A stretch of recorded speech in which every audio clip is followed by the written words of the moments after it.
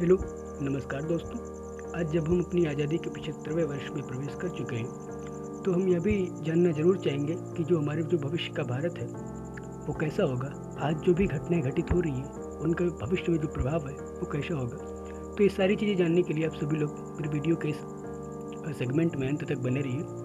और चलिए मैं शुरू करता हूँ। तो जो भविष्य का भारत है, उसके बारे में बहुत सारी चीज़ें अभी से बताई जा रही हैं, लेकिन 75वें स्वतंत्रता दिवस के साथ ही भारत ने एक नए युग में प्रवेश कर लिया है।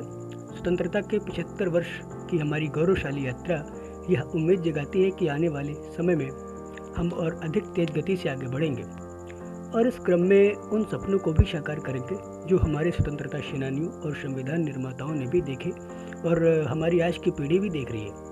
ये सपने हैं सक्षम, आत्मनिर्भर और समरस भारत के, एक ऐसे भारत के जिसमें सभी सुखी और समृद्ध हों और सबके बीच सद्भाव हो। भविष्य के भारत का निर्माण करने के लक्ष्य की ओर बढ़ते समय हम इसकी अनदेखी नहीं कर सकते हैं कि हम केवल 75 साल पुराने राष्ट्र नहीं हैं। यह अच्छा हुआ कि स्वतंत्रता दिवस की पूर्व संध्या पर प्रधानमंत्री ने याद दिलाया कि विभाजन के दर्द को भूला नहीं जाना चाहिए। भारत का विभाजन केवल देश के लिए ही नहीं, दुनिया के लिए भी एक बहुत बड़ी त्रासदी थी। इस त्रासदी ने जो सबक दिए वे विस्मृत नहीं होने चाहिए। इसी तरह हमें अपनी उस सांस्कृतिक थाती को भी विस्मृत नहीं करना चाहिए जो हमने अपनी परंपराओं में संजो रखी है।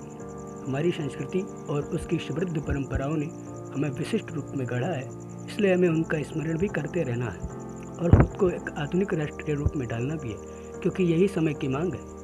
हमें यह हर क्षण याद रखना होगा कि हम हजारों साल पुरानी उस संस्कृति और सभ्यता के वारिस हैं जो समस्त वसुधा को एक परिवार मानती है और जो सबके लिए कल्याण की कामना करती है। स्पष्ट है कि हमें एक ऐसे भारत का निर्माण करना है जो दुनिया के लिए एक प्रेरणा स्रोत बने और उसका नेतृत्व करने की क्षमता से भी लैस हो। यह तनिक कठिन काम है, लेकिन असंभव नहीं।